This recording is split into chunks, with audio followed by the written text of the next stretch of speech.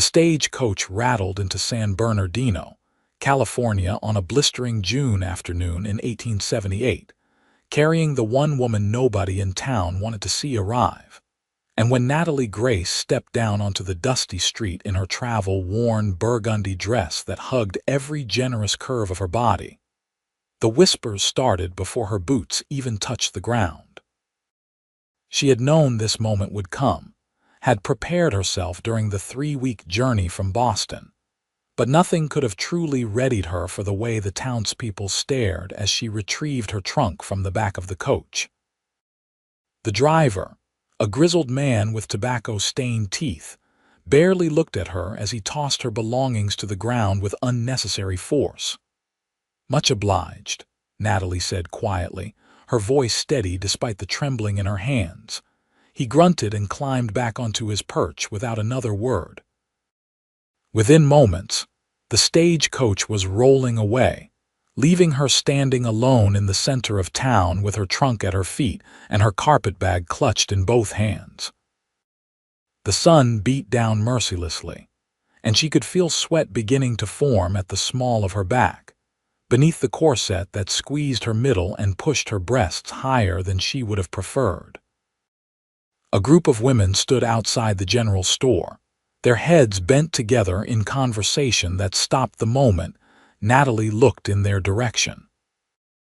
They wore practical calico dresses with aprons, their hair pulled back in severe buns, and their eyes traveled up and down Natalie's figure with barely concealed disdain.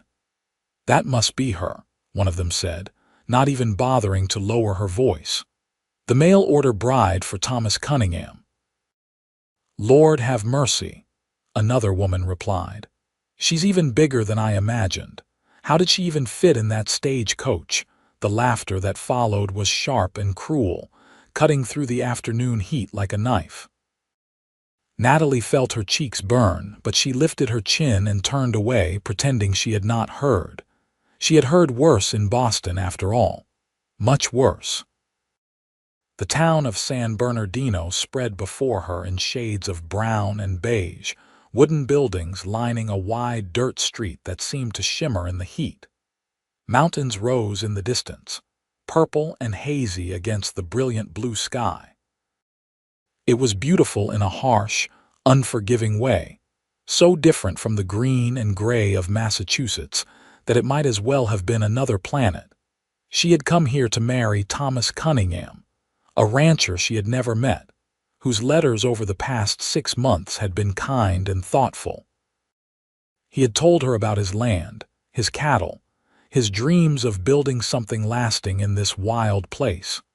He had asked about her interests, her family, her hopes for the future.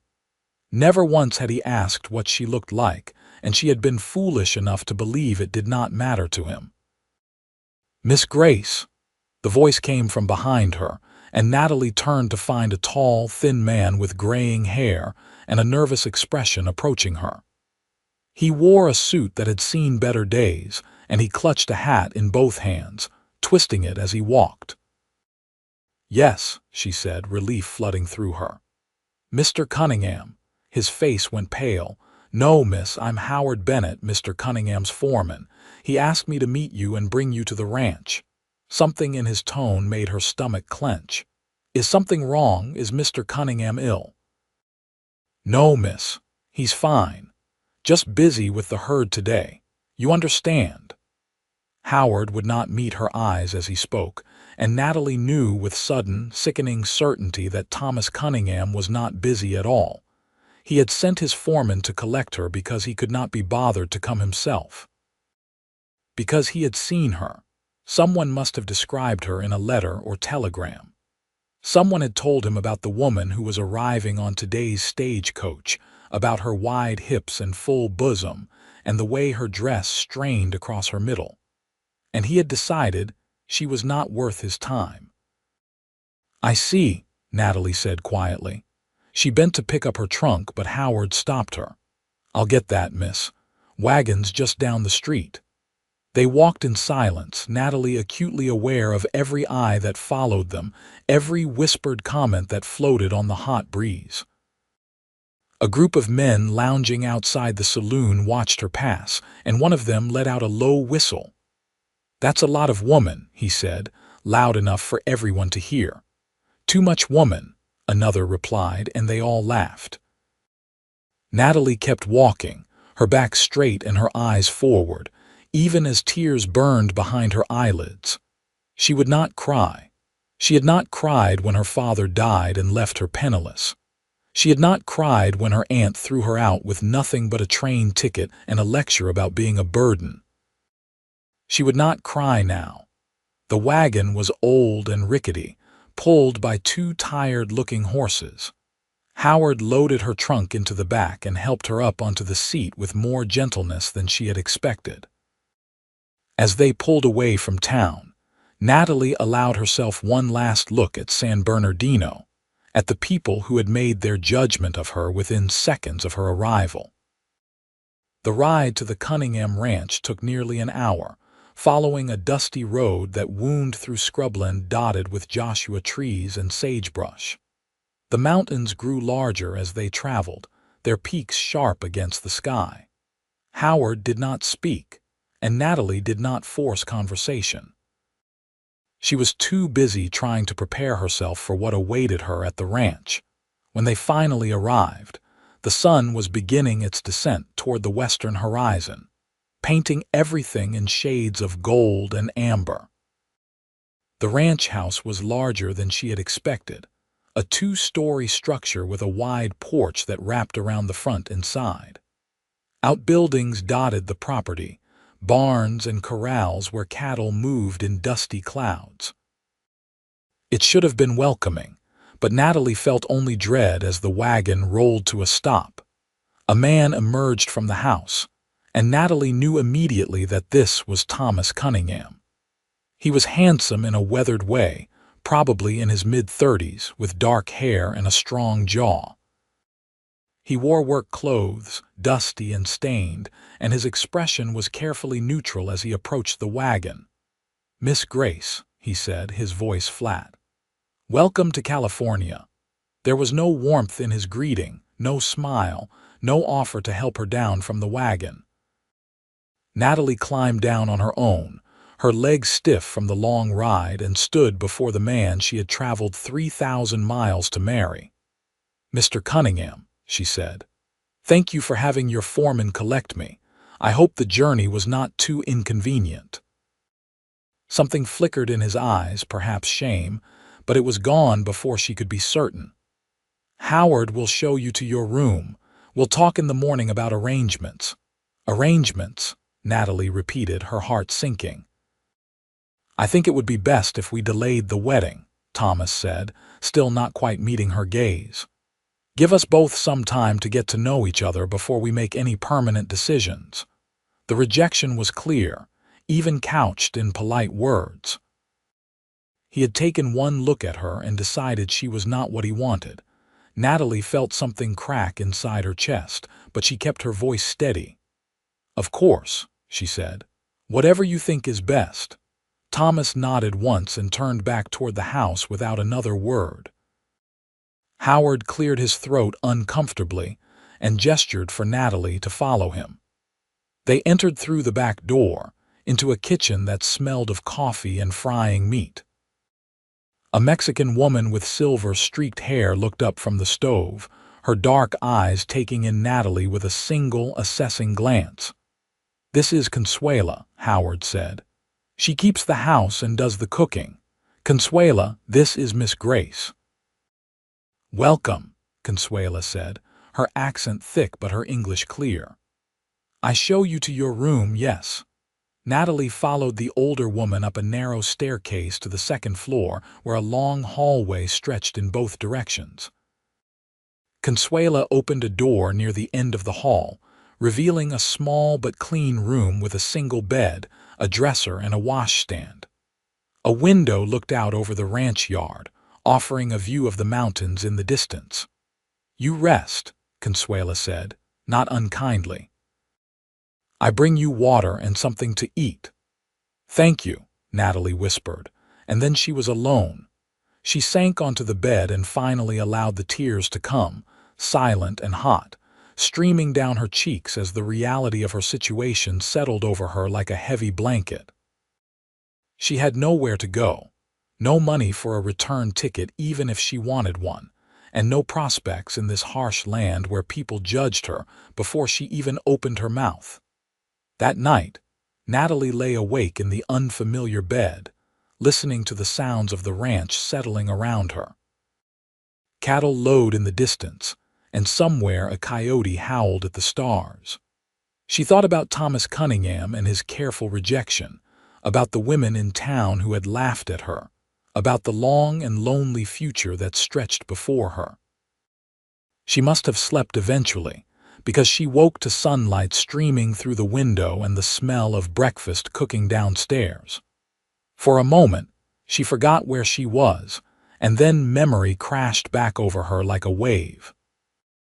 Natalie washed her face in the basin Consuela had left, changed into a fresh dress, pine green cotton that was only slightly less tight than yesterday's burgundy, and made her way downstairs.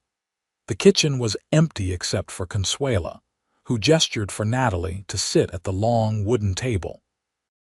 She placed a plate of eggs and bacon before her, along with thick slices of bread and a cup of coffee so strong it made Natalie's eyes water.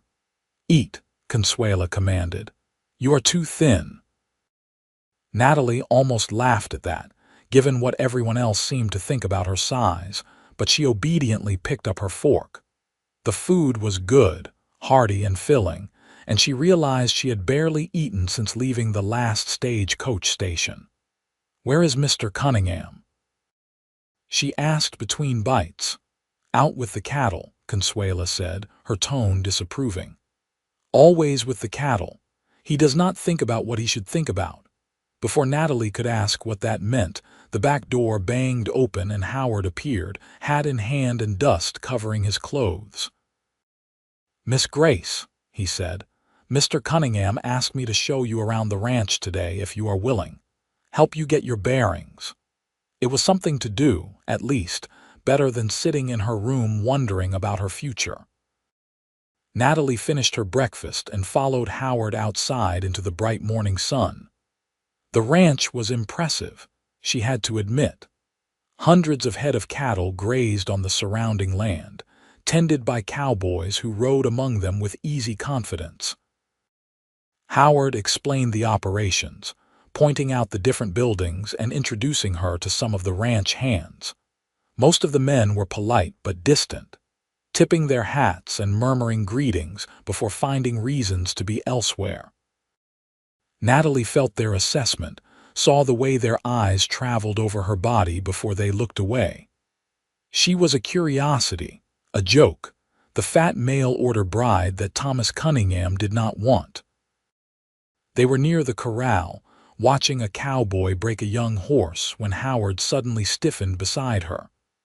"That is Owen Irving," he said quietly. "Best hand we have got, but he keeps to himself mostly." Natalie looked in the direction. Howard was staring and saw a man leading a magnificent black horse toward the water trough. He was tall and lean, with dark hair that fell past his collar and shoulders broad enough to fill out his dusty work shirt. Even from a distance, there was something compelling about the way he moved, confident and graceful, completely at ease in his own skin. As if sensing her gaze, the cowboy looked up, and Natalie found herself staring into the bluest eyes she had ever seen. They were the color of the California sky, bright and clear, and they held hers for a long moment before he nodded once and turned his attention back to his horse. "He does not talk much," Howard continued, "but he knows horses and cattle better than any man I have ever met. Been with Mr. Cunningham for about 5 years now." They continued the tour, but Natalie found her attention drifting back to the man called Owen Irving. She caught glimpses of him throughout the morning, always working, always focused, never looking in her direction again. There was something different about him, something that set him apart from the other ranch hands, though she could not quite identify what it was. That afternoon, Thomas Cunningham finally deigned to speak with her. He found her on the front porch, where she had retreated with a book borrowed from the small shelf in her room. He stood at the bottom of the steps, hands shoved in his pockets, still unable to meet her eyes directly. "Miss Grace," he began, "I think we should discuss the situation honestly." Natalie closed her book and folded her hands in her lap, preparing herself for what she knew was coming. "I was not entirely truthful with you in my letters," Thomas continued. "I mean, everything I wrote was true, but I did not tell you everything about what I was looking for in a wife." "You were looking for someone beautiful," Natalie said quietly. "Someone you could be proud to have on your arm, someone who would not embarrass you in front of your friends and business associates." He had the grace to look ashamed. "It is not just that. I need a wife who can help me build my standing in this community, someone who will be an asset to my social ambitions. You understand?" "I understand perfectly," Natalie said, and she did. She had heard the same sentiments all her life, couched in various terms but always meaning the same thing. She was too big, too round, too much. She was an embarrassment, a liability, a problem to be managed or hidden away. "I will pay for your passage back to Boston," Thomas said. "It is the least I can do given the circumstances. You can leave on next week's stagecoach." "And what will I do in Boston?" Natalie asked, her voice sharper than she intended. "I have no family there, no prospects. You knew that when you sent for me. You knew I had nowhere else to go." "That is not my fault," Thomas said defensively. "You misrepresented yourself in your letters. You never told me about your appearance. You never asked," Natalie shot back. "Not once did you inquire about what I looked like. I thought it meant you cared about other things, about character and intelligence and compatibility. I was wrong." She stood abruptly, the book falling from her lap, and Thomas took a step backward as if afraid she might strike him. The fear in his eyes only made her angrier. "I will not go back to Boston," she said firmly. "I will stay here in California and find my own way without your help or your charity. Thank you for the temporary accommodations, Mr. Cunningham, but I will leave your ranch as soon as I can make arrangements." She swept past him into the house, her heart pounding and her hands shaking with fury and fear. She had no idea how she would keep the promise she had just made, but she would die before she let Thomas Cunningham see her beg. That evening, Natalie sat at her window and watched the sun set over the mountains, painting them in shades of rose and purple and gold. The beauty of this land was undeniable, harsh and unforgiving as it was. She wanted to stay here, she realized. She wanted to make a life in this place so different from everything she had known. She just had no idea how to do it. A knock at her door startled her from her thoughts. Consuela entered without waiting for an answer, carrying a tray with dinner and a determined expression. "You eat," she said, setting the tray on the dresser. "And you listen to me." Natalie waited, too surprised to argue. "Mr. Cunningham is a fool," Consuela said bluntly. "He thinks he wants a pretty doll to show off, but what he needs is a strong woman who will not put up with his nonsense. You are better off without him." "I appreciate that," Natalie said softly, "but it does not solve my problem. I have nowhere to go." "There is a woman in town, Mrs. Sarah Hammond. She runs a boarding house and sometimes needs help. You go see her tomorrow, yes. Tell her Consuela sent you." It was a lifeline, thin and uncertain, but it was something. Natalie felt tears prick at her eyes again, but this time they were tears of gratitude. "Thank you," she whispered. "I do not know how to repay your kindness." Consuela patted her shoulder. "You survive. You make a good life. That is how you repay me." The next morning, Howard drove Natalie back into San Bernardino, though he seemed confused about why she wanted to go to a boarding house instead of the general store or dressmaker. She did not explain, and he did not press her for details. The ride was quiet. the morning air still relatively cool before the full heat of the day descended. Mrs. Hammond's boarding house was a two-story building on the edge of town, painted white with green shutters and a garden of roses struggling valiantly against the desert climate. Natalie knocked on the door with her heart in her throat, praying that Consuela's recommendation would be enough. The woman who answered was in her 50s, with iron-gray hair and shrewd brown eyes that took in Natalie's appearance without apparent judgment. She listened quietly as Natalie explained her situation, leaving out the more humiliating details but making it clear that she needed work and a place to stay. "Consuela sent you, did she?" Mrs. Hammond said when Natalie finished. "She is a good judge of character." "I have a room available, and I do need help with the cleaning and cooking, especially now that my daughter has moved away. The pay is not much, but you will have room and board and enough left over to save a bit." The relief was so intense that Natalie felt dizzy. "Thank you," she managed. "You will not regret this, I promise."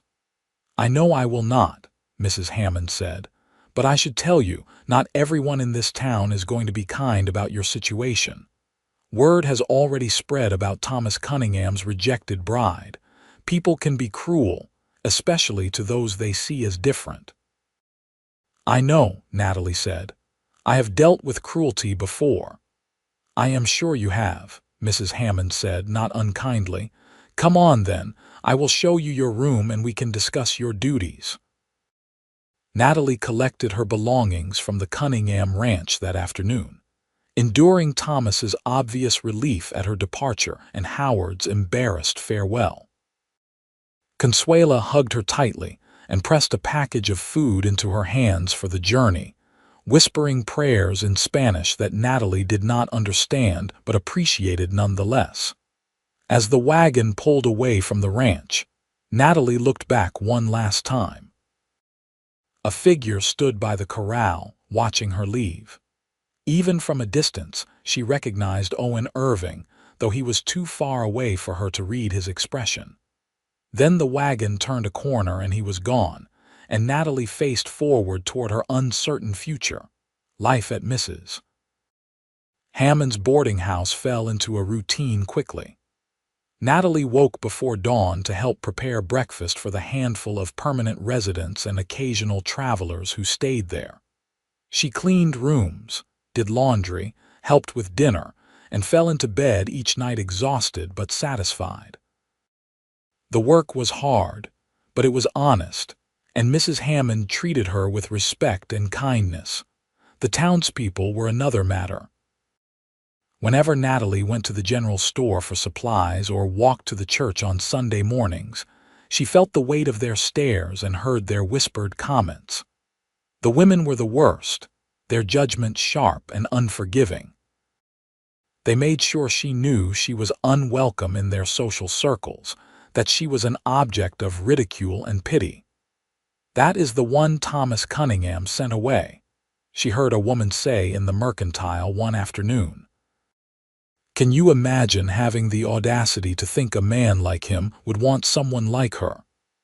Natalie kept her head high and finished her shopping, but the words burned like acid. It did not matter how hard she worked or how kind she tried to be. To these people, she would always be the curvy bride who was mocked by all, the woman who was not good enough. 3 weeks after she started working at the boarding house, a group of cowboys arrived in town, dusty and loud after a long cattle drive. They took rooms at Mrs.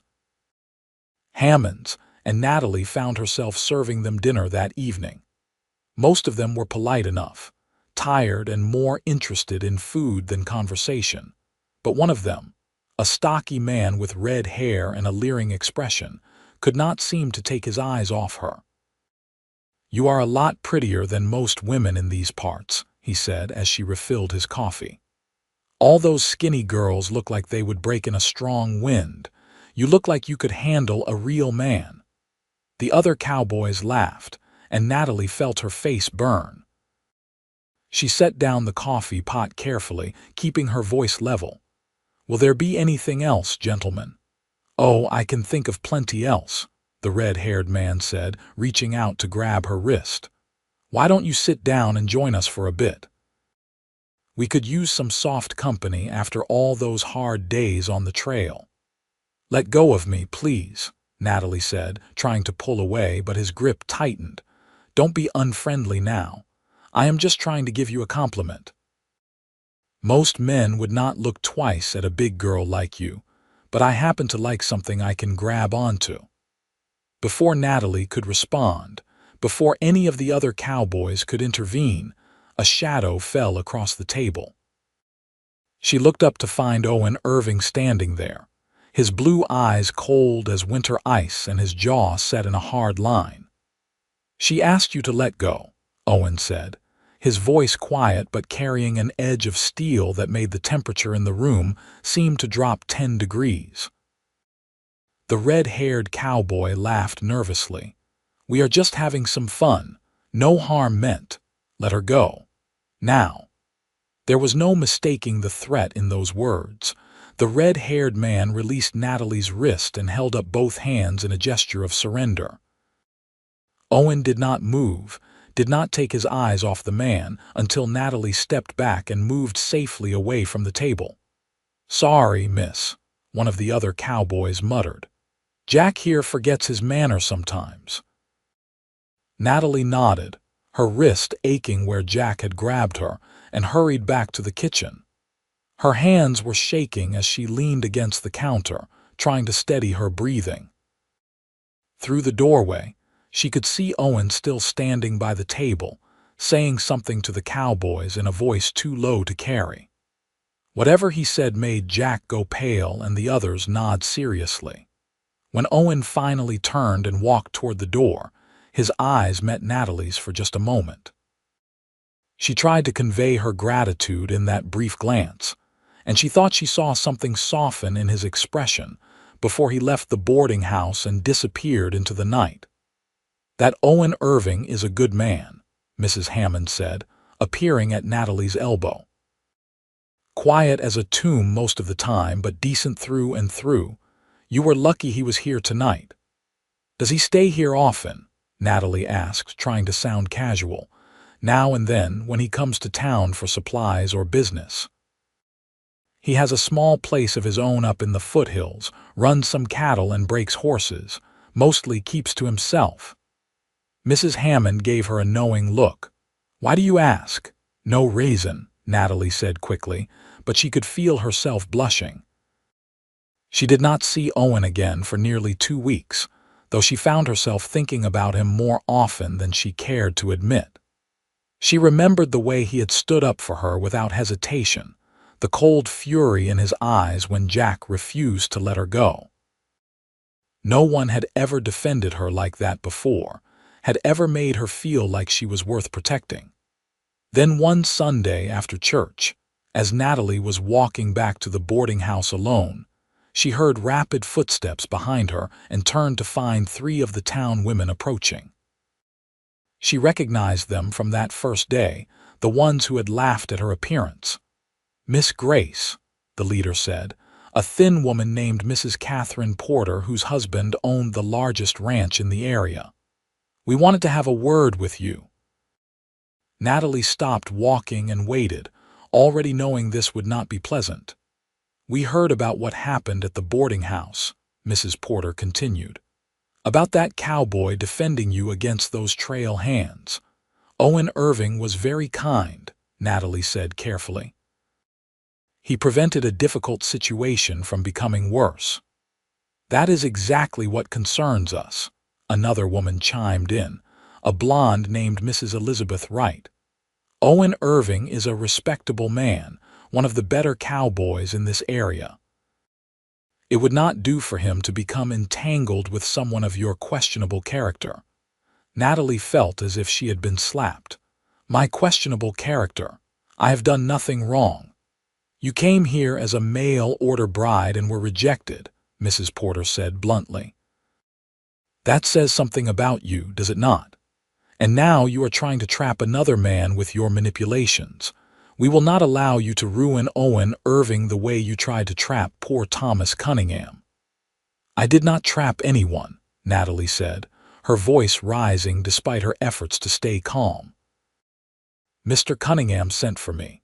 He chose to reject me based on my appearance, not on any failing of my character, and I have no designs on Mr. Irving or anyone else. I am simply trying to make an honest living and be left alone. You should go back to where you came from, Mrs. Wright said coldly. There is no place for you in San Bernardino. You are an embarrassment and a cautionary tale, and the sooner you leave, the better for everyone." They swept past her then, their skirts rustling, leaving Natalie standing alone on the dusty street with tears streaming down her face. She had tried so hard to ignore the whispers and the judgment, to focus on her work and build some kind of life here, but the constant cruelty was wearing her down. She did not go straight back to the boarding house. Instead, she walked to the edge of town, to where the buildings gave way to open scrubland and she could see the mountains rising in the distance. The beauty of this land still moved her, still made her want to stay despite everything. But how much more could she endure, Miss Grace? She spun around to find Owen Irving standing a few yards away, his horse's reins in one hand. He must have ridden up while she was lost in thought. His blue eyes studied her face, taking in the tears she had not bothered to wipe away. "Are you all right?" he asked, stepping closer. "I am fine," Natalie said automatically, then laughed bitterly. "No, actually, I am not fine at all, but I suppose that is obvious." Owen was quiet for a moment, and Natalie expected him to make some excuse and leave. That was what people did, after all, when confronted with someone else's pain. But instead, he moved to stand beside her, looking out at the same view she had been contemplating. "I heard what those women said to you," he said finally. "I was coming out of the feed store and saw them corner you. I started over to intervene, but you were handling yourself well enough." "Was I?" Natalie asked, "because it did not feel that way." "You did not let them see how much their words hurt," Owen said. "That takes strength. More strength than they have, certainly." Natalie looked at him in surprise. He was still staring out at the landscape, his profile strong and clean in the afternoon light. "They are right, though," she said quietly. "I do not belong here. I am just a joke to everyone, the fat bride that nobody wanted. You are not a joke to me." The words were simple, but they hit Natalie with the force of a physical blow. She turned to face him fully, and finally he met her gaze. "You do not know me," she said. "You do not know anything about me." "I know you work hard," Owen said. "I know you are kind to Mrs. Hammond even when you are clearly exhausted. I know you hold your head high even when people are cruel. I know you stood up to Thomas Cunningham and chose to make your own way rather than accept his charity." He paused. "And I know you are beautiful, though I doubt anyone has told you that in a very long time." Natalie could not breathe. She stared at him, searching for any sign that he was mocking her, but his expression was absolutely sincere. "You think I am beautiful," she whispered. "I think you are the most beautiful woman I have ever seen," Owen said, and now there was color rising in his own cheeks, as if the admission embarrassed him. "I thought so the first time I saw you at the ranch, and every time I have seen you since. The way you move, the way you smile when you think no one is watching, the strength in you. Yes, you are beautiful." Tears were flowing freely down Natalie's face now, but they were different tears, born of something other than pain. No one had ever spoken to her like this. No one had ever looked at her the way Owen was looking at her now, as if she was something precious. "I do not understand," she said. "Why would you say such things to me? We barely know each other." "I would like to know you better," Owen said, "if you would allow it. I know I am just a cowboy, and I do not have much to offer, but I would be honored if you would let me call on you properly. Let me take you to dinner or for a ride out to see the canyon. Let me show you that not everyone in this town is cruel and small-minded." Natalie wanted to say yes more than she had ever wanted anything in her life, but fear held her back. "People will talk," she said. "They already warned me away from you. They said I was trying to trap you, to ruin you." "Let them talk," Owen said firmly. "I do not give a damn what Catherine Porter or anyone else thinks. The only opinion that matters to me is yours. So what do you say, Miss Grace? Will you give me a chance?" She looked into his blue eyes, so earnest and hopeful, and felt something shift inside her chest. Maybe she did not have to face this harsh world alone. Maybe there was someone who could see past the surface to the woman beneath. Maybe she deserved kindness after all. "Yes," she said softly. "I would like that very much." The smile that spread across Owen's face transformed it completely, lighting him up from within. He looked younger suddenly, boyish and thrilled, and Natalie found herself smiling back despite everything. "Sunday afternoon," he suggested. "I could pick you up after church and we could ride out to the canyon. It is beautiful this time of year, and I promise to have you back before dark, so Mrs. Hammond does not worry." "That sounds perfect," Natalie said. They stood there for another moment, neither quite ready to leave, and then Owen tipped his hat to her. "Until Sunday then, Miss Grace." "Natalie," she said impulsively. "Please call me Natalie." "Natalie," he repeated, as if testing how her name felt on his tongue. "I am Owen." "I know," she said, and they shared another smile before he mounted his horse and rode away, leaving Natalie standing at the edge of town with her heart pounding and hope blooming in her chest like one of Mrs. Hammond's struggling roses. The next few days passed in a blur of anticipation and anxiety. Natalie threw herself into her work at the boarding house, trying not to think too much about Sunday and what it might mean. Mrs. Hammond noticed her distraction and teased her gently about it, clearly pleased by the turn of events. "Owen Irving is a good man," she said again. "A bit solitary, perhaps, but loyal and honest. You could do far worse." "I am not thinking about marriage," Natalie protested. "It is just one ride out to the canyon." "Of course, Mrs. Hammond said, but her smile suggested she did not believe that for a moment. Sunday morning arrived clear and bright, and Natalie dressed with more care than usual, choosing her best dress, a deep blue cotton that brought out the gold flecks in her brown eyes. She pinned her dark hair up carefully and even allowed herself a touch of rose oil at her wrists and throat, a luxury she rarely indulged in. Church was an ordeal, as always. The townspeople stared and whispered, and Mrs. Porter made sure to seat herself and her friends in the pew directly behind Natalie, where they could comment loudly on the sermon and make pointed remarks about loose women who led good men astray. Natalie kept her eyes forward and tried to focus on the pastor's words, but it was a relief when the service finally ended. Owen was waiting outside, standing beside a small wagon hitched to two sturdy horses. He wore clean clothes and had clearly made an effort to tame his dark hair, though a few strands still fell across his forehead in a way that made Natalie's fingers itch to brush them back.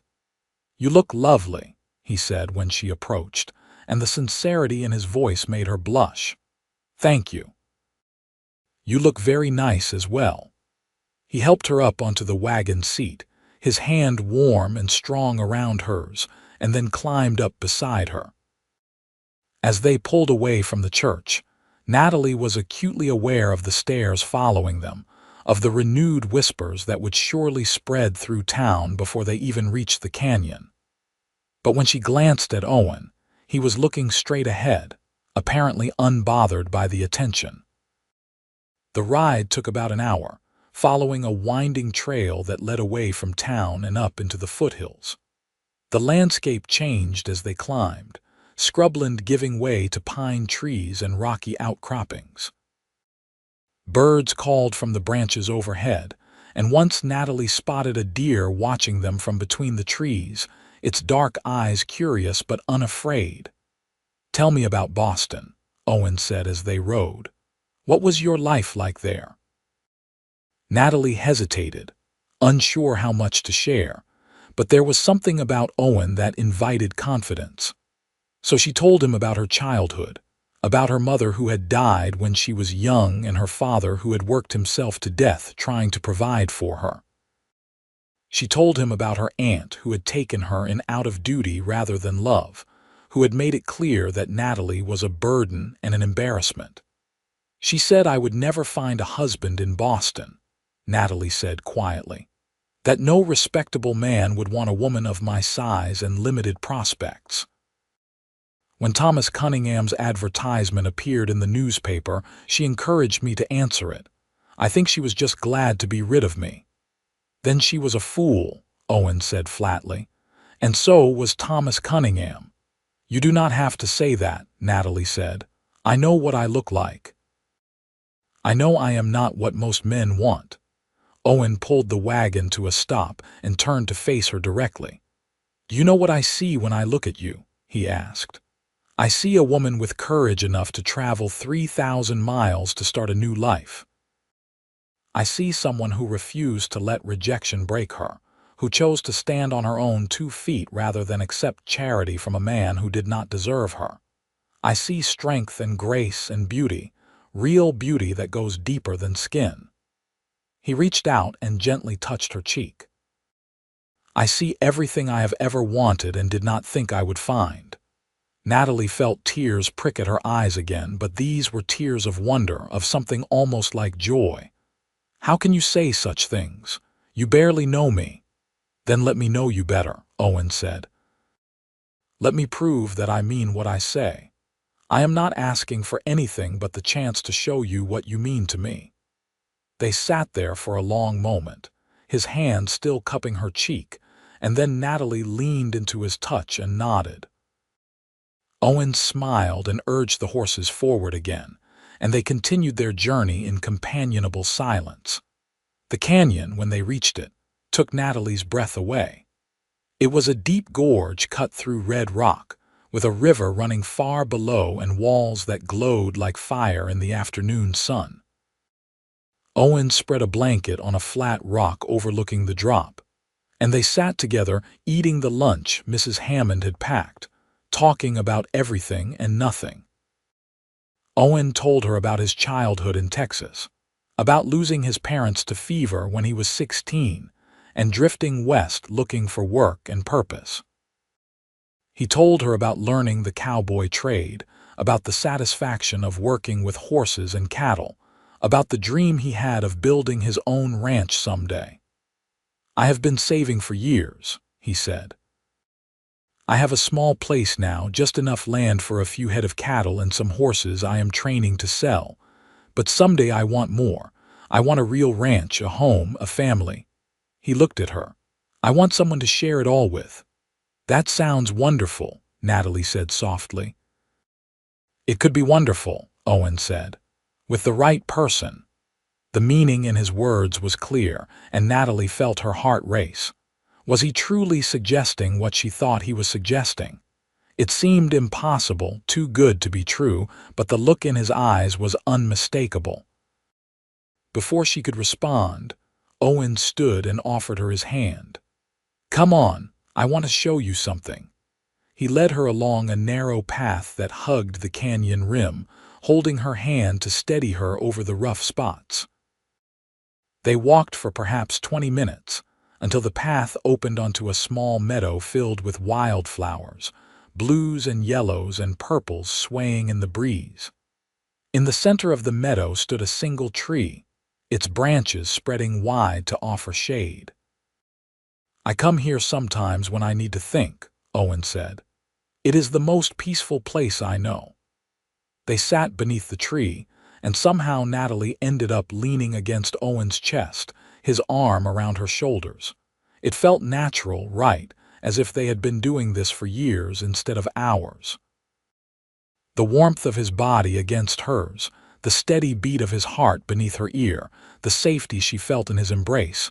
It was all more than she had ever dared to hope for.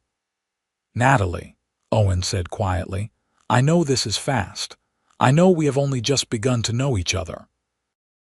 But I need you to understand something. I am not a man who plays games or speaks carelessly. When I tell you that you are beautiful, I mean it. When I tell you I want to know you better, I mean I want to know everything about you, the good and the bad, the easy and the difficult. And when I tell you that I am falling in love with you, I mean that with my whole heart." Natalie pulled back to look up at him, searching his face for any sign of insincerity. But there was none. His blue eyes were clear and honest, full of emotion that made her chest ache. "I am falling in love with you too," she whispered, hardly believing she was saying the words. "But I am afraid. I am afraid you will change your mind. I am afraid you will wake up one day and realize you could do so much better than me." "There is no better than you," Owen said firmly. "Not for me. You are everything I want, Natalie. Please believe that." And then he was kissing her, gentle and sweet, his lips warm against hers. Natalie melted into the kiss, into him, letting herself believe for the first time that maybe she was worthy of love after all. When they finally pulled apart, both of them were breathing hard and smiling like fools. They stayed in the meadow until the sun began to sink toward the western horizon, talking and kissing and making plans. Owen wanted to court her properly, he said, to do things right. He would call on her at the boarding house, take her to dinner at the hotel restaurant, introduce her to the few friends he had in the area. He would show everyone in San Bernardino that Natalie Grace was a woman to be respected and admired. "They will make your life difficult," Natalie warned. "The townspeople, I mean. They already hate me. If you are seen with me, they will turn against you too." "Let them try," Owen said, his jaw set in that stubborn line she was beginning to recognize. "I do not care what anyone thinks. You are mine now if you will have me, and I protect what is mine." The possessiveness in his words should perhaps have alarmed her, but instead it made her feel cherished, valued. She had never been anyone's before, had never mattered enough to protect. The feeling was intoxicating. They returned to town as the last light was fading from the sky, and Owen walked Natalie to the door of the boarding house. Mrs. Hammond was waiting on the porch, her expression knowing and pleased. "Did you have a nice ride?" she asked innocently. "Wonderful," Natalie said, unable to keep the joy from her voice. "I will call on you Wednesday evening," Owen said, still holding her hand. "If that suits you." "That would be perfect," Natalie said. He lifted her hand to his lips and kissed her knuckles, a gesture so old-fashioned and courtly that it made her blush. Then he tipped his hat to Mrs. Hammond and walked back to his wagon, leaving Natalie standing on the porch with stars in her eyes. "That man is smitten, Mrs. Hammond said with satisfaction. "I knew he would be if he ever got the chance to really see you." "I can hardly believe it," Natalie admitted. "It feels like a dream." "It is no dream, dear. That is what real love looks like. Now come inside and tell me all about it." The next few weeks were both the happiest and most difficult of Natalie's life. Owen called on her faithfully, 3 or 4 times a week, taking her for rides or walks, or simply sitting with her in Mrs. Hammond's parlor and talking until late into the evening. He brought her small gifts, wildflowers from the meadow, a beautiful rock he had found in the canyon, once a book of poetry he thought she would enjoy. He looked at her as if she was the most precious thing in the world, and slowly, gradually, Natalie began to believe it might be true. But the townspeople did not make it easy. The whispers grew louder and more vicious. Women crossed the street to avoid walking past her. Men made crude comments when Owen was not around to hear them. Someone even left a note at the boarding house, calling Natalie vile names and warning her to leave town before she ruined any more good men. The worst incident came about a month after that first ride to the canyon. Natalie was at the general store, purchasing supplies for Mrs. Hammond, when Mrs. Porter and her friends cornered her near the fabric section. "Still here, I see," Mrs. Porter said coldly. "I had hoped you would have the decency to leave by now."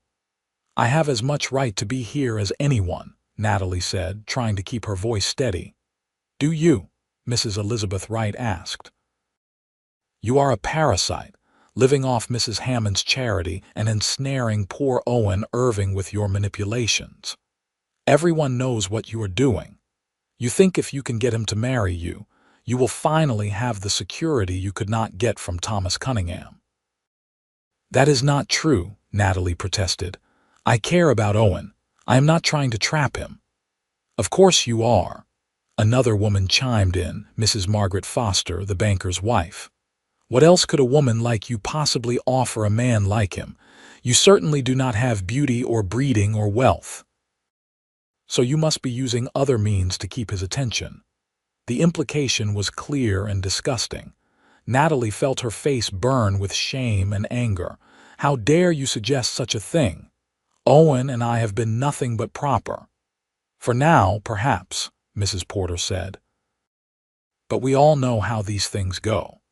You will lead him into sin and then claim he has to marry you to preserve your reputation. It is the oldest trick in the world, and we will not allow it. Owen Irving deserves better than a fat, desperate nobody with no morals and no shame." Something inside Natalie snapped. She had endured months of insults and cruelty, had held her tongue and her temper because she did not want to cause trouble. But she was done being silent. "You talk about morals and shame," she said, her voice ringing through the store. "But what about your behavior? You are cruel and judgmental, tearing down anyone who does not fit your narrow definition of acceptable. You gossip and spread lies and take pleasure in making others miserable. If anyone should be ashamed, it is you." Mrs. Porter's face went red. "How dare you speak to me that way? You are nothing, do you hear me? Nothing.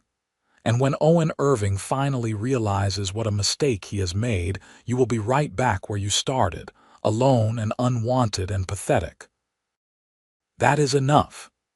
Everyone turned to find Owen standing in the doorway of the general store, his expression thunderous. He crossed the room in long strides and positioned himself between Natalie and the other women. "You will apologize to Miss Grace immediately," he said, his voice low and dangerous. "We will do no such thing," Mrs. Porter said, though she took a step backward. "We are only speaking the truth." "The truth," Owen repeated. "The truth is that Natalie is 10 times the woman any of you will ever be. She has more kindness in her little finger than all of you combined. She has faced adversity with grace and dignity while you have shown yourselves to be small, petty, and cruel. Now apologize, or I will make sure every person in this town knows exactly what you said here today and how you treated a woman who has done nothing to deserve your scorn." The women looked at each other uncertainly. An apology from them was unlikely, but they clearly had not expected Owen to defend Natalie so forcefully, and in public no less. "This is not over," Mrs. Porter finally said. "You will regret choosing her over the respect of this community." "I already have everything I need," Owen said, reaching back to take Natalie's hand. "And you have nothing I want. Now get out of our way." The women scattered, and Owen led Natalie out of the store and into the bright afternoon sunlight.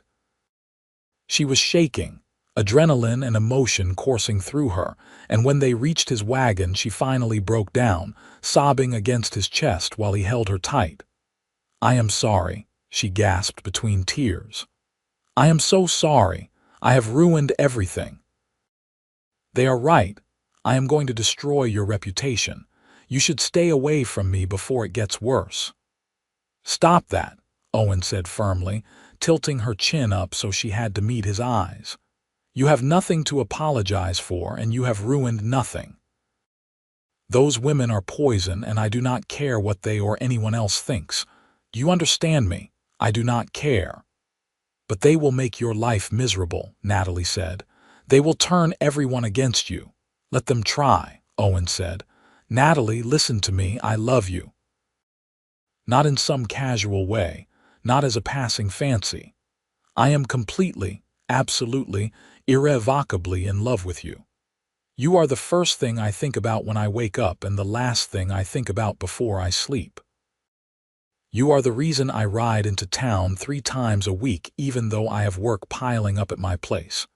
You are my future if you will have me, and I will be damned if I let a bunch of small-minded gossips take that away from us. You love me, Natalie whispered, as if she could hardly believe it. I love you, Owen confirmed. I have been wanting to say it for weeks, but I was afraid of moving too fast, of scaring you away. But I am done being careful. I love you, Natalie Grace, and I want to marry you. I want to build a life with you, have children with you, grow old with you. I want to wake up beside you every morning for the rest of my life and fall asleep with you in my arms every night. Say yes. Please, say you will marry me. Natalie looked into his blue eyes, so earnest and full of love, and felt her heart expand until it seemed too big for her chest. This man, this wonderful, stubborn, protective man, loved her, not despite who she was, but because of it. He saw her, truly saw her, and found her beautiful and worthy and precious. Yes, she said, laughing and crying at the same time. Yes, I will marry you. I love you too, Owen, so much. He kissed her then, right there on the street in front of anyone who cared to watch, and Natalie kissed him back with all the love and joy and gratitude in her heart. Let the townspeople stare and whisper. Let them judge and condemn. She had Owen and Owen had her, and that was all that mattered. They were married 3 weeks later in a small ceremony at Mrs. Hammond's boarding house, with only a handful of guests in attendance. Consuela came from the Cunningham ranch, defying her employer to witness the wedding. Mrs. Hammond stood as Natalie's matron of honor, crying happy tears throughout the entire service. A few of Owen's friends from the ranching community attended, men who did not care about town gossip and who were genuinely happy for the couple. Natalie wore a simple cream-colored dress that Mrs. Hammond had helped her make, with lace at the collar and cuffs and a bouquet of wildflowers from their meadow. Owen wore his best suit, his dark hair slicked back and his blue eyes shining with happiness as he watched his bride walk toward him. The pastor, a kind older man named Reverend Thompson, who had been appalled by the town's treatment of Natalie, performed the ceremony. When he asked if anyone objected to the union, there was a tense moment of silence, and then the door to the boarding house burst open. Thomas Cunningham stood there, looking disheveled and agitated. Natalie felt Owen tense beside her, his hand moving instinctively to her waist in a protective gesture. "I object," Thomas said. A collective gasp went through the small gathering. Reverend Thompson frowned. "On what grounds, Mr. Cunningham?" "On the grounds that Miss Grace is already promised to me," Thomas said. "She came here to be my bride. I have not released her from that obligation." "You rejected her," Owen said, his voice cold and flat. "You sent her away and told her you would not marry her. She owes you nothing." "I made a mistake," Thomas said, and he actually sounded desperate. "I have realized that in the weeks since Natalie left the ranch. I was a fool to let her go. She would be a good wife, a proper wife. I want her back." Natalie stared at him in disbelief. "You want me back? After everything you said, after the way you treated me?" "I was hasty," Thomas said. "I let the opinions of others cloud my judgment, but I have come to see that you have many admirable qualities. You are hardworking, sensible, practical. You would be an asset to my ranch." "An asset," Natalie repeated, anger building in her chest. "Not a partner, not someone you love, an asset." "Love is not necessary for a successful marriage," Thomas argued. Mutual respect and shared goals are far more important. We could have a good life together, Natalie. I can give you security, a home, a place in society. She already has all of that, Owen said. With me. And unlike you, I also give her love and respect and the knowledge that she is valued for who she is, not what she can do for me. Now get out before I throw you out. You cannot marry her, Thomas said, his voice rising. The entire town knows she was meant to be my bride. It would be a scandal. The entire town can go to hell, Owen said flatly, and so can you. Natalie is mine now, and I am hers, and nothing you or anyone else says will change that. Reverend, please continue with the ceremony. Thomas looked like he might argue further, but something in Owen's expression must have convinced him it would be unwise. He turned and left without another word, slamming the door behind him. The wedding guests sat in stunned silence for a moment, and then Mrs. Hammond started to laugh. Well, she said, that was certainly dramatic. Shall we continue? Reverend Thompson cleared his throat and smiled. Yes, let us continue. Owen Irving, do you take this woman to be your lawfully wedded wife? I do, Owen said, his eyes never leaving Natalie's face. And do you, Natalie Grace, take this man to be your lawfully wedded husband? I do, Natalie said, her voice strong and sure. Then by the power vested in me, I now pronounce you husband and wife. Owen, you may kiss your bride.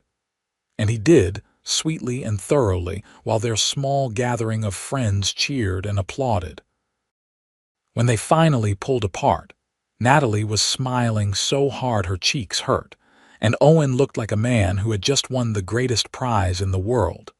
The reception was simple but joyful, with food and music and dancing that lasted well into the evening. Natalie danced with her new husband, with Mrs. Hammond, even with Consuela, who had pulled her aside to whisper blessings in Spanish and press a small wooden cross into her hands for luck. As the sun set and the party began to wind down, Owen led Natalie out to his wagon, now decorated with ribbons and flowers by Mrs. Hammond and her other friends. They were going to spend their wedding night at Owen's small ranch in the foothills, the place that would now be their home. The ride took about an hour, and Natalie spent most of it pressed against Owen's side, marveling at the fact that she was now his wife, that she belonged to someone and someone belonged to her. When they finally arrived, Owen lifted her down from the wagon and carried her over the threshold of the small cabin, both of them laughing like children.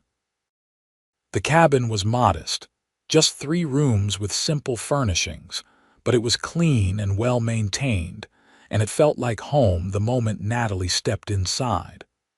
Owen had clearly made an effort to prepare for her arrival.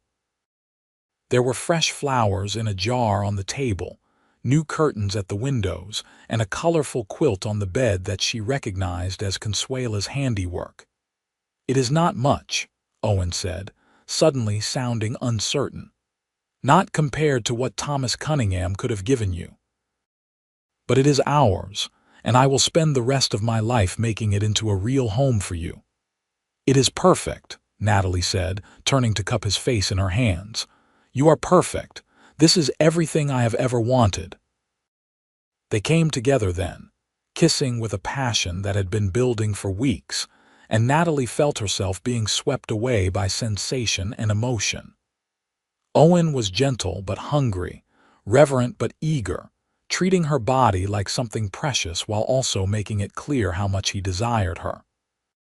And for the first time in her life, Natalie felt truly beautiful, truly wanted, truly loved.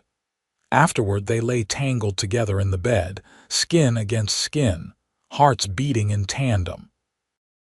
Owen traced patterns on Natalie's shoulder with his fingertips, and she played with the dark hair on his chest, both of them too content and satisfied to speak. I was so afraid, Natalie finally said softly. When I first came to California, I thought my life was over. I thought I would always be alone, always be the woman nobody wanted. And then you saw me, really saw me, and everything changed." "I am the lucky one," Owen said, pressing a kiss to her forehead. "I was just existing before you, Natalie. Going through the motions, working and saving and telling myself that someday things would be different. But I never really believed it. And then you arrived, brave and beautiful and strong, and suddenly I had something to work for, something to dream about. You gave me hope." "We gave each other hope," Natalie said. "We saved each other." "Yes," Owen agreed. "We did." They fell asleep like that, wrapped in each other's arms, and when Natalie woke the next morning to sunlight streaming through the window and Owen's steady breathing beside her, she felt a peace and happiness she had never known before. The next few months were not easy. The townspeople did not accept Natalie's marriage to Owen, and they made their displeasure known at every opportunity. Women refused to speak to her. Men made crude comments. Someone even threw a rock through the window of Mrs. Hammond's boarding house, though no one could prove who was responsible. But Owen and Natalie faced it all together, supporting each other through every trial and setback. They worked side by side on the ranch, building up the herd and training horses. Natalie discovered she had a gift for working with the animals, a patience and gentleness that complemented Owen's skill and knowledge. Together, they were a formidable team, and slowly, gradually, some of the townspeople began to change their minds. They saw how hard Natalie worked, how devoted she and Owen were to each other. They saw that she was not the gold digger or manipulator they had believed her to be, but simply a woman trying to build a life with the man she loved, Mrs. Hammond helped spread the truth about what had really happened with Thomas Cunningham, about how he had rejected Natalie based on her appearance alone, and then tried to claim her again when she had found happiness elsewhere. Consuela, risking her position at the Cunningham Ranch, told anyone who would listen about Natalie's kindness and strength. Even Reverend Thompson spoke from the pulpit about the sin of judgment and the importance of treating all people with Christian charity. It was not a dramatic transformation. Most of Mrs. Porter's circle remained hostile, and there were always those who whispered and pointed when Natalie came to town. But gradually, other voices began to emerge. The owner of the general store started greeting her by name. A few women nodded to her on the street. And when Natalie and Owen attended church one Sunday, a young couple with a baby actually stopped to talk with them, thanking Owen for his help with their horses and complimenting Natalie on her dress. 6 months after their wedding, Natalie discovered she was pregnant. Owen was overjoyed, sweeping her into his arms and spinning her around the kitchen until she was dizzy and laughing and begging him to put her down. He became even more protective than before, insisting she rest more and work less, though Natalie largely ignored his fussing and continued her daily routines. The pregnancy was not easy. Natalie was often sick in the early months, and she tired more easily than she wanted to admit. But Owen was there every step of the way, holding her hair back when she was ill, rubbing her aching back, reading to her in the evenings when she was too exhausted to do anything but rest. Their son was born on a cold February morning in 1879, arriving with a lusty cry that announced his presence to the world. Owen held him with shaking hands, tears streaming down his face as he looked from the baby to Natalie and back again. "He is perfect," Owen whispered. "You are perfect." "Thank you, Natalie. Thank you for this gift." They named him Oliver Samuel Irving, and he was indeed perfect, with his father's blue eyes and his mother's dark hair. Owen was a devoted father from the first moment, changing diapers and walking the floor at night when Oliver was fussy, singing lullabies in his rough cowboy voice that never failed to soothe the baby. Word of the birth spread through San Bernardino, And to Natalie's surprise, several women from town came to call, bringing gifts and congratulations. Even Mrs. Elizabeth Wright appeared at the ranch one afternoon with a handmade baby blanket, her manner stiff but not unkind. "I wanted to apologize," she said awkwardly as Natalie invited her in for tea. "For the way I treated you when you first arrived.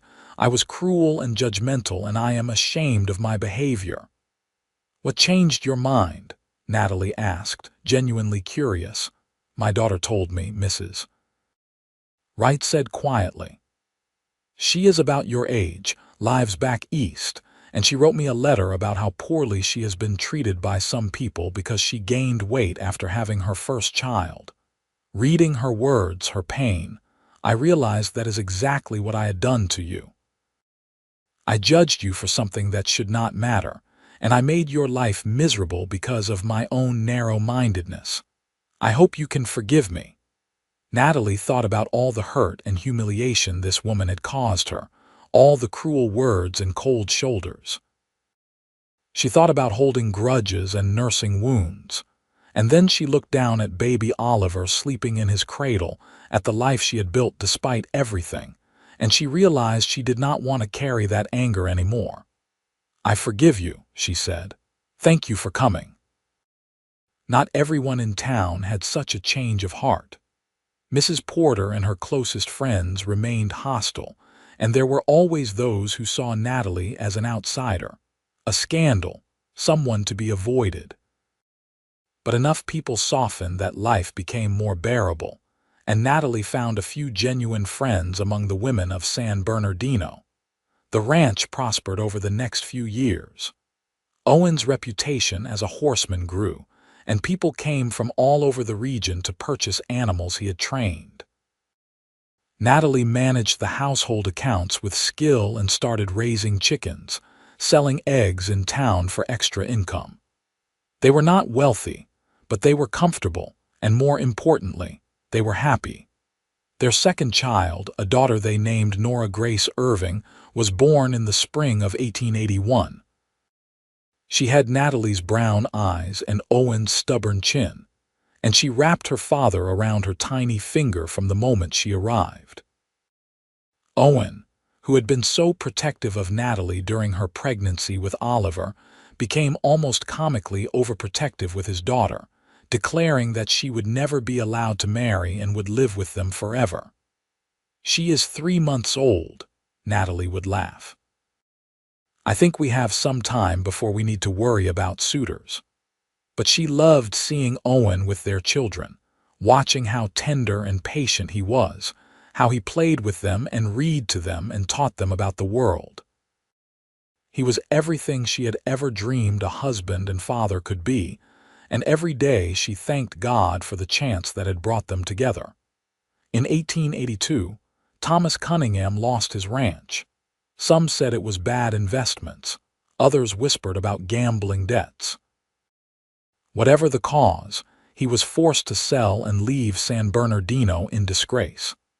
Natalie heard the news with a mixture of pity and satisfaction. She wondered what her life would have been like if she had married him as originally planned, and she shuddered at the thought. "That could have been me," she said to Owen that evening as they sat on their porch watching the sunset. "Trapped in a loveless marriage with a man who saw me as nothing more than a convenient housekeeper."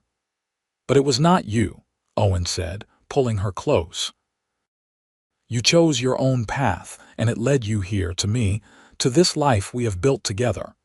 Everything happened exactly as it was supposed to." Natalie rested her head on his shoulder and smiled. He was right. Despite all the pain and rejection and cruelty she had endured, she would not change a single moment of her journey, because it had led her to Owen, to their children, to this home and this life that was more than she had ever dared to dream possible. A third child, another son they named Oscar James Irving, arrived in 1883. He was a cheerful baby with an easy temperament, and he fit into their family as if there had always been a space just waiting for him. The cabin, which had seemed so spacious when it was just Natalie and Owen, was now crowded and chaotic and full of noise and laughter. "We need a bigger house," Owen said one evening, surveying the 3 children who were scattered around the front room playing. "These babies are going to burst through the walls soon." So they built an addition, transforming the small cabin into a proper ranch house with 4 bedrooms and a large kitchen where the whole family could gather. Owen did most of the work himself, with help from a few friends and ranch hands, and Natalie watched with pride as their home grew and expanded, just like their family and their love. By 1885, Natalie had become a respected member of the San Bernardino community. She served on the church committee, helped organize the annual Harvest Festival, and was known for her kindness to newcomers and those struggling with hardship. When a new mail-order bride arrived in town and faced ridicule for being older than expected, it was Natalie who befriended her and helped her navigate the difficult early days, just as she wished someone had helped her. Mrs. Porter never apologized and never changed her attitude, but her influence in the town had waned over the years. People had grown tired of her constant judgment and criticism, and they had seen with their own eyes that Natalie Irving was a good woman who did not deserve the cruelty she had once faced. Even those who had initially mocked her now treated her with respect, and many admitted, at least privately, that they had been wrong about her.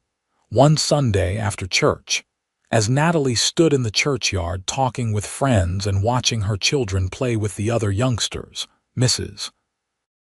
Porter approached her. It was the first time they had been face to face in years, and Natalie braced herself for whatever cutting remark was coming. But Mrs. Porter did not look angry or superior. She looked tired and perhaps a bit sad. "Mrs. Irving," she said formally, "I wanted to say that your children are well-behaved and charming. You should be proud." It was not an apology, not exactly, but coming from Mrs. Porter, it was practically an admission of defeat. Natalie understood what was really being said. "You were right and I was wrong.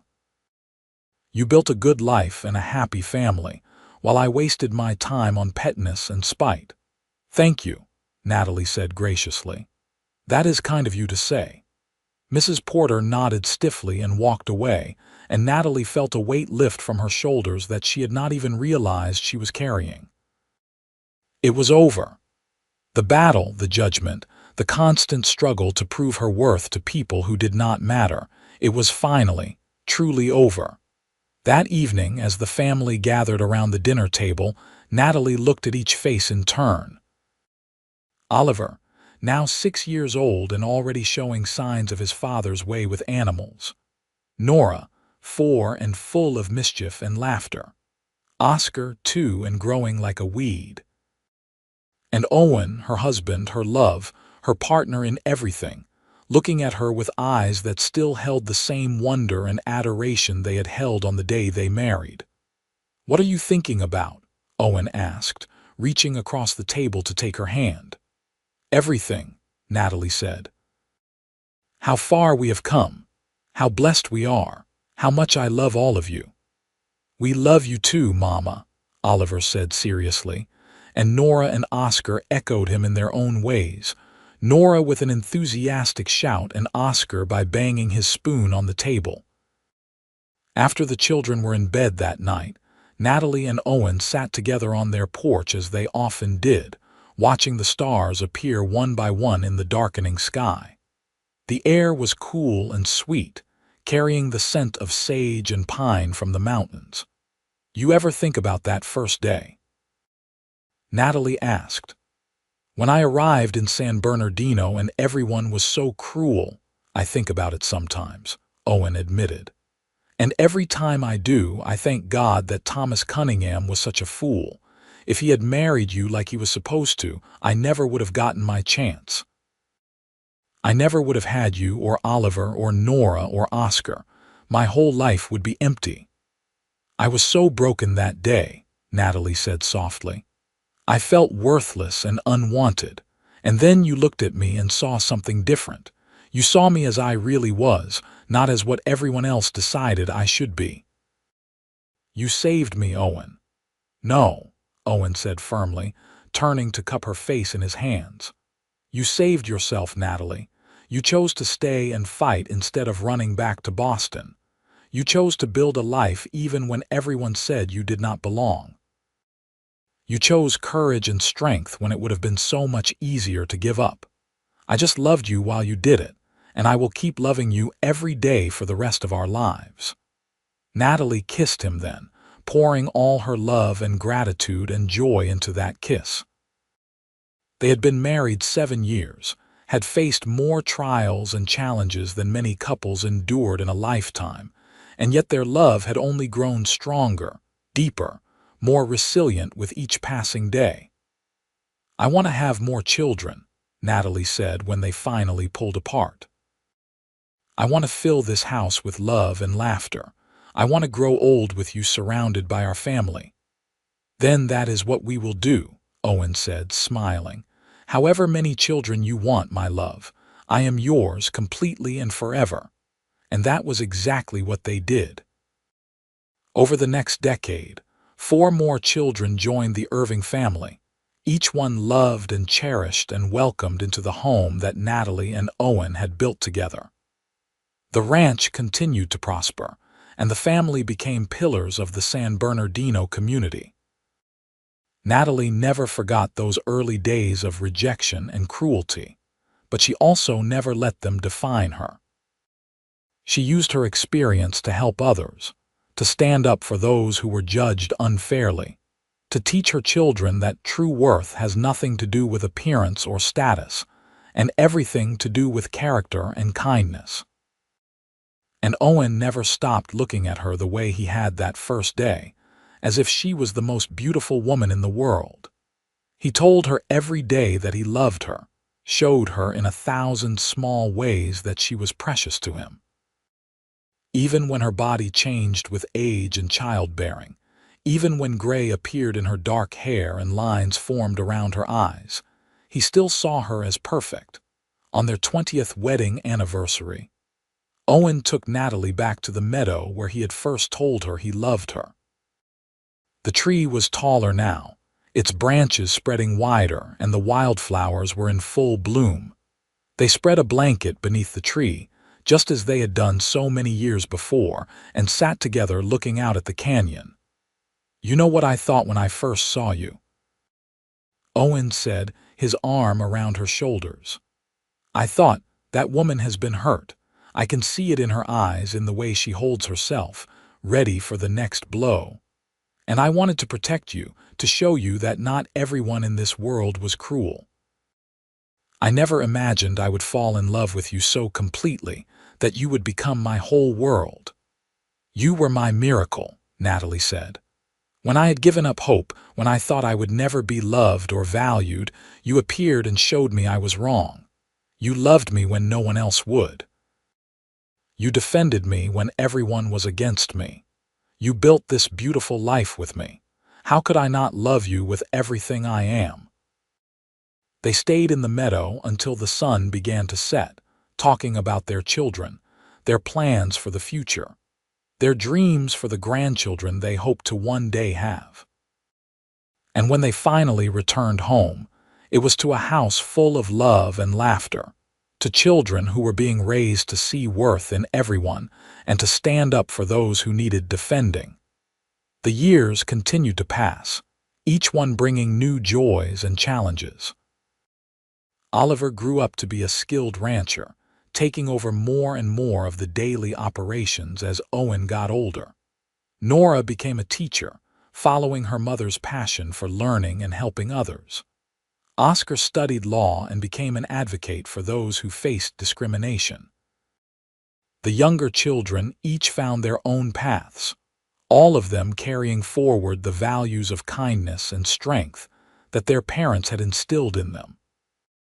By 1898, 20 years after that fateful day when Natalie arrived in San Bernardino, the Irving Ranch was one of the most prosperous in the region. Natalie and Owen were grandparents several times over, their house constantly filled with children and grandchildren, and the chaos and joy that came with a large, loving family. Natalie was now in her early 40s, her figure even rounder after bearing 7 children, her dark hair liberally streaked with silver. But Owen still looked at her the way he always had, still told her she was beautiful, still made her feel like the most precious woman in the world. One evening, as they sat on their porch watching the sunset, surrounded by several grandchildren playing in the yard, Natalie reflected on the extraordinary journey her life had taken. "I was mocked by all," she said softly, "but you loved me more than all the world combined." Owen took her hand and raised it to his lips. "I still do," he said. "Every day I love you more. You are my heart, Natalie. You always have been and you always will be." She leaned her head on his shoulder and watched the sky turn from gold to rose to purple, listened to the sound of their grandchildren's laughter, felt the steady beat of Owen's heart beneath her ear. This was happiness, she thought. This was what it meant to be truly loved and valued.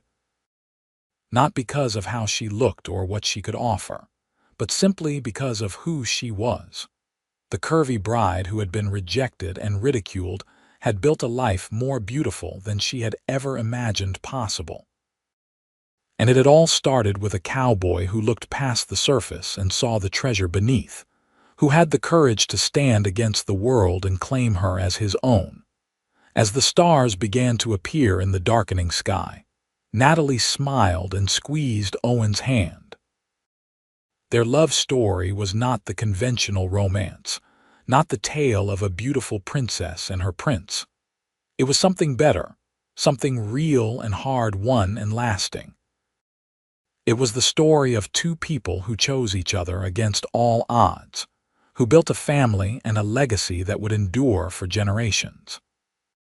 And when they were both very old, when their hair had gone completely white and their faces were lined with the marks of a life well lived, Owen would still look at Natalie with those blue eyes full of wonder and love, and he would still tell her every single day that she was the most beautiful woman he had ever seen. Because true love, Natalie had learned, was not about perfection or appearances or meeting someone else's standards. True love was about seeing and being seen, about accepting and being accepted, about choosing to stand together no matter what the world threw at you.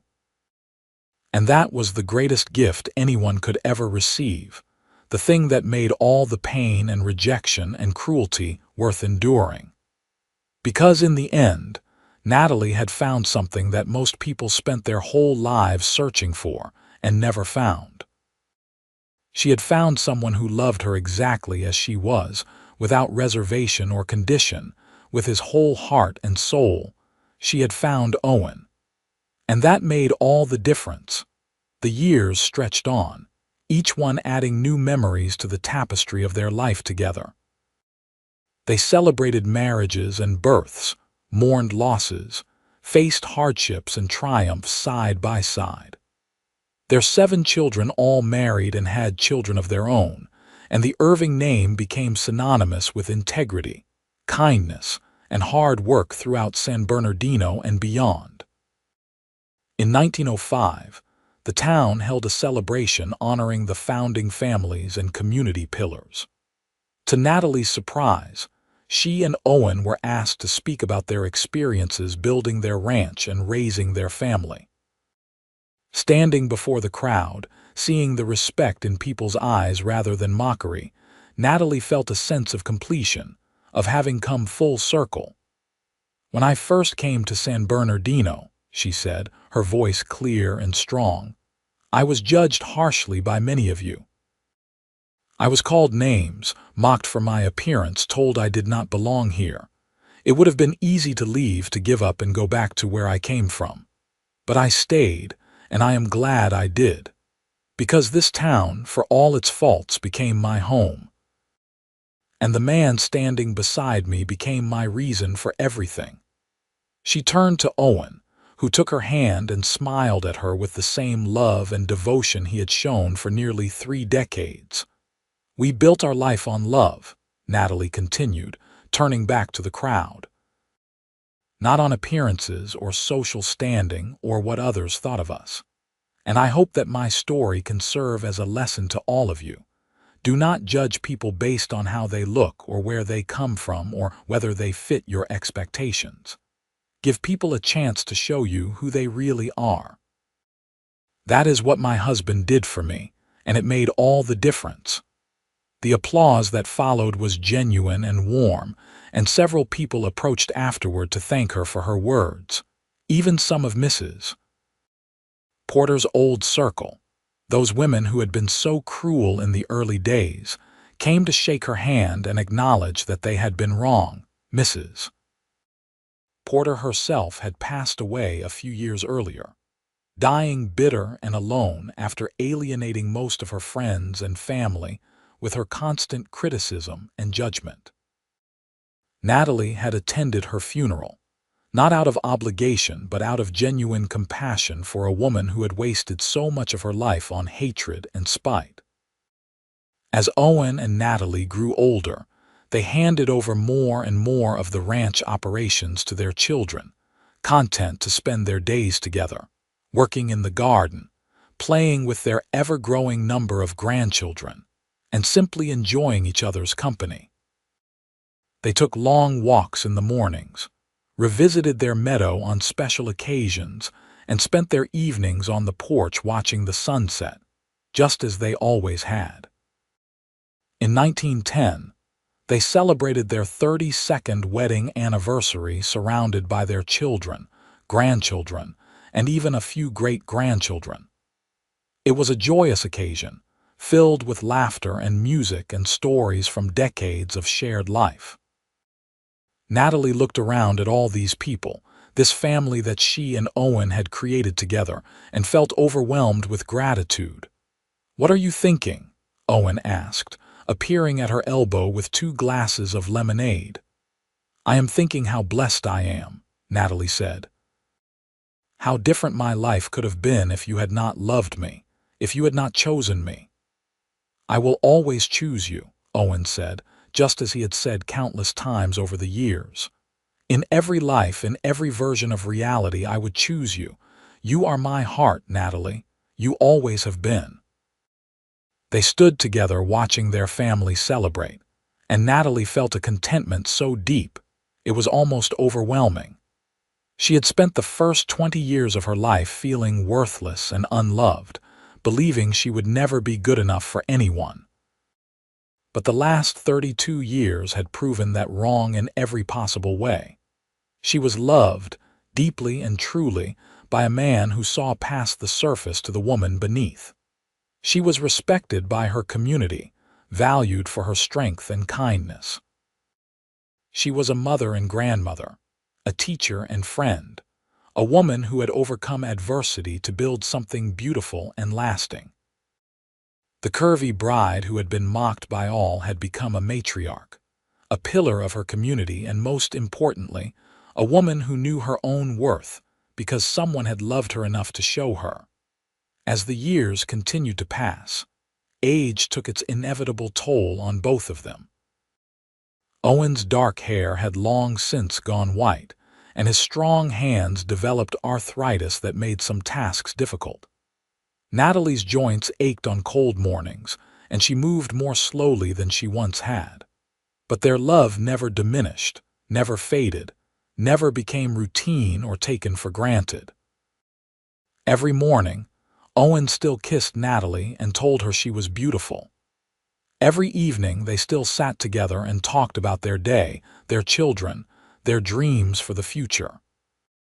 And at night, they still fell asleep in each other's arms, just as they had on their wedding night so many decades before. In the spring of 1918, as they approached their 40th wedding anniversary, their children decided to throw them a grand celebration. Nearly 200 people attended, filling the ranch house and spilling out into the yard. There were speeches and toasts, music and dancing, and a spectacular meal that took days to prepare. Owen stood before the crowd and raised his glass. 40 years ago, he said, his voice still strong despite his age, I met a woman who changed my life completely. She was brave and beautiful and strong, and I fell in love with her the moment I saw her. Some of you here today were not kind to her in the beginning. You judged her unfairly and treated her cruelly, but she never let that break her. She held her head high and built a life worth living, and she honored me by allowing me to build it with her. He turned to Natalie, tears shining in his blue eyes. You are the best thing that ever happened to me, Natalie Irving. You gave me purpose and joy and a family I treasure more than anything in this world. I loved you then, I love you now, and I will love you for whatever time we have left and beyond. You are my everything. Natalie stood and kissed him, not caring that 200 people were watching, not caring about anything except showing this man how much she loved him. The crowd erupted in applause, and several of their grandchildren wiped tears from their eyes. It was the perfect celebration of a love that had endured for 4 decades, a love that had overcome every obstacle and only grown stronger with time. And as the party continued around them, Natalie and Owen slipped away to their favorite spot on the porch, where they could watch the sunset together in peace. 40 years, Natalie said wonderingly. Where did the time go? Into building this, Owen said, gesturing at the house full of family, the ranch they had expanded and improved, the legacy they would leave behind. Into creating something that will last long after we are gone. Do you have any regrets? Natalie asked. Owen thought for a moment, then shook his head. Not a single one. Every choice I made, every path I took led me to you. How could I regret anything that gave me this life? I regret nothing either, Natalie said softly. Even the pain and rejection I faced when I first arrived, I would not change it, because it led me to you, to our family, to this beautiful life. I am grateful for every moment, even the difficult ones. They sat in comfortable silence, as the sun painted the sky in brilliant shades of orange and pink and gold. Their hands clasped together, their hearts beating in the same steady rhythm they had maintained for 40 years. In the distance, they could hear their family laughing and talking, the sound of children playing and adults catching up, the beautiful chaos that came with a life well lived. Owen and Natalie lived for many more years, watching their family continue to grow and spread throughout California and beyond.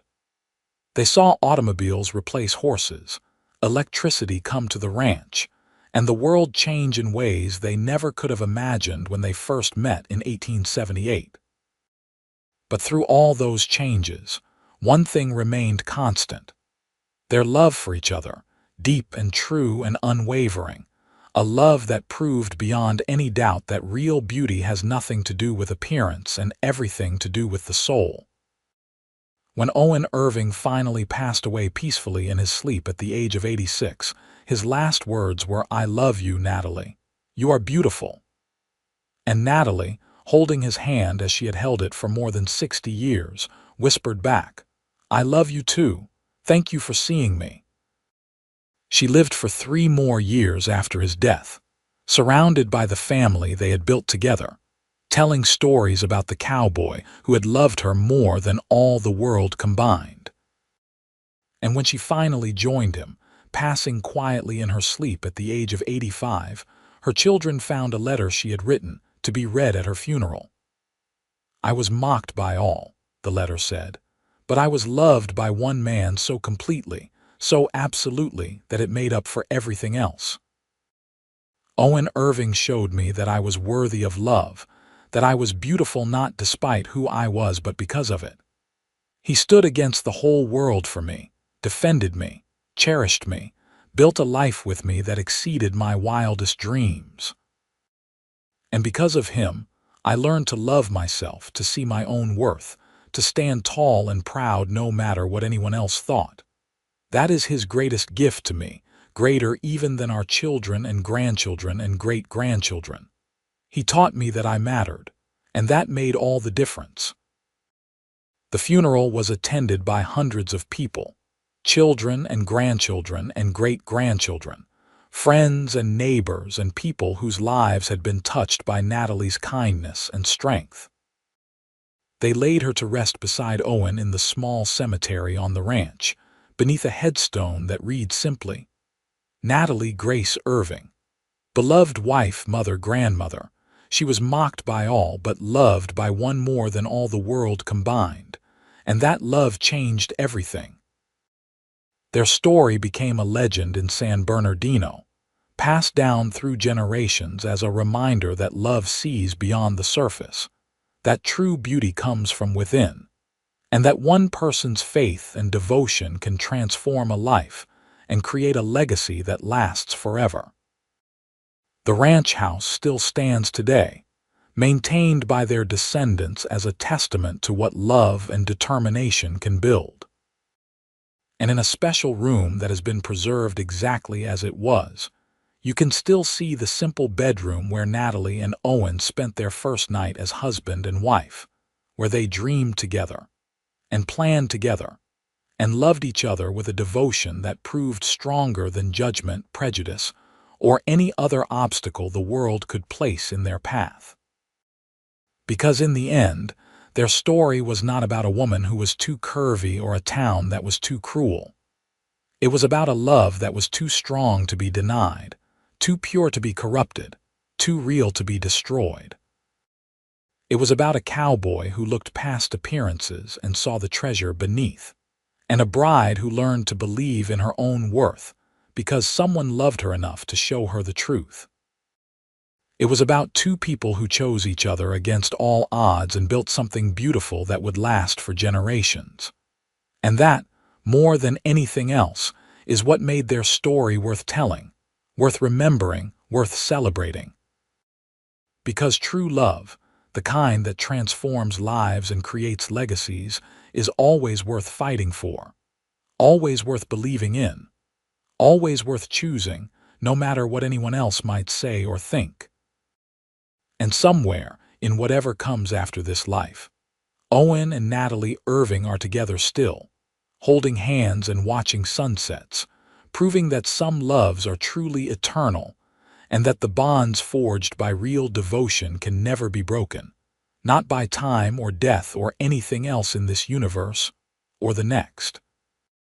Their story ended not with tragedy or regret, but with fulfillment and joy and the knowledge that they had lived fully and loved completely. They had 7 children who all grew to be good, kind people. They had more grandchildren and great-grandchildren than they could count, each one carrying forward the values of strength and compassion that define the Irving family. They had a ranch that prospered and provided for generations. They had respect from their community and the satisfaction of knowing they had made a positive difference in the world. But most importantly, they had each other. For more than 60 years, they had each other. Through good times and bad, through prosperity and hardship, through youth and age, they had each other. And that was the greatest gift of all, the thing that made every struggle worthwhile and every joy more profound. The curvy bride who was mocked by all found her happily ever after with the cowboy who loved her more than all the world combined. And their love story, born in adversity and strengthened by devotion, became a beacon of hope for anyone who has ever felt unworthy or unloved or judged unfairly.